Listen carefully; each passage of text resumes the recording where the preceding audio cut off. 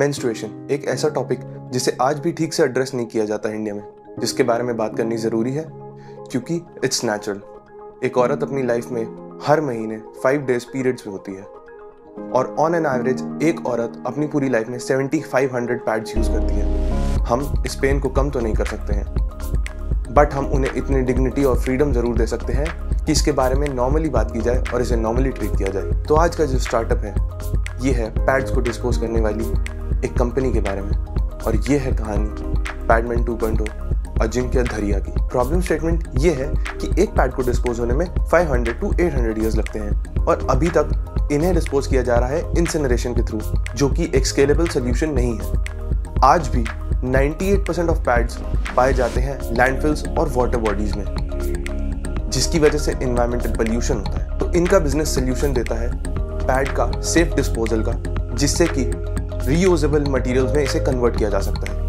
इनके बिजनेस में 3 प्रोडक्ट्स हैं: pad vending machine, pad bin and pad care. तो आइए पूरे प्रोसेस को समझते हैं। सबसे पहले यूज होगा पैड वेंडिंग मशीन, जहां से पैड निकलेगा। इस पैड को यूज करने के बाद इसे डंप किया जाएगा पैड बिन में, जिसको कि 30 डेज बाद कंपनी प्रोक्योर कर लेगी और इसे डिस्पोज करेगी पैड केयर मशीन में, जिसको कि कन्वर्ट किया जाएगा plastic granules and wooden pulp में। तो अब बहुत इंटरेस्टिंग चीज़ है, ध्यान से समझना। बिजनेस मॉडल को समझते हैं। जिलेट रेजर बेच के पैसे कमाता है या ब्लेड बेच के?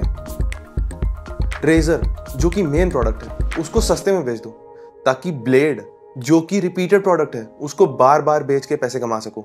तो पैड वेंडिंग मशीन को नॉमिनल प्राइस में बेच दो, ताकि जो पैड बिन की हर मंथ रिपीटेड सर्विस होगी उसमें पैसा कमा सको।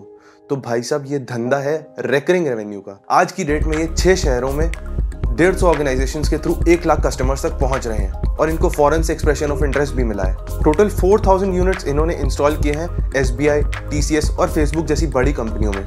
गवर्नमेंट ऑफ इंडिया भी इनका एक क्लाइंट है। ऑलमोस्ट 2.25 करोड़ के ग्रांट्स इनको government of India, Tata trust और इन्फोसिस फाउंडेशन से मिल चुके हैं। अपने लास्ट फंडिंग राउंड में इन्होंने 75 लाख उठाए अगेंस्ट 8.75 करोड़ वैल्यूएशन। 2021-22 में इन्होंने 1 करोड़ 5 लाख की सेल की और ये 5 लाख नेगेटिव में। लास्ट मंथ की सेल की बात करें तो इन्होंने 14 लाख सेल कंप्लीट की है। इनका ऑफर था 2% के अगेंस्ट 50 लाख रुपीस की funding, that is 25 crore valuation. अब कुछ ऐसा हुआ जो शार्क टैंक पे कभी नहीं हुआ।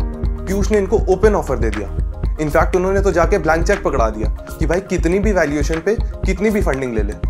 अनुपम ने इनको ऑफर किया 50 लाख फॉर 2% इक्विटी, और विनीता और नमिता मिलके 25 lakh against 1% equity and 25 lakh interest free debt offer करते हैं। अजिंक्य ने काउंटर किया 1 करोड़ फॉर 4% इक्विटी, चारों शार्क्स मिलके। फिर क्या था, शार्क्स अग्री कर गए और जुड़ गए इस पैडमैन की पैड केयर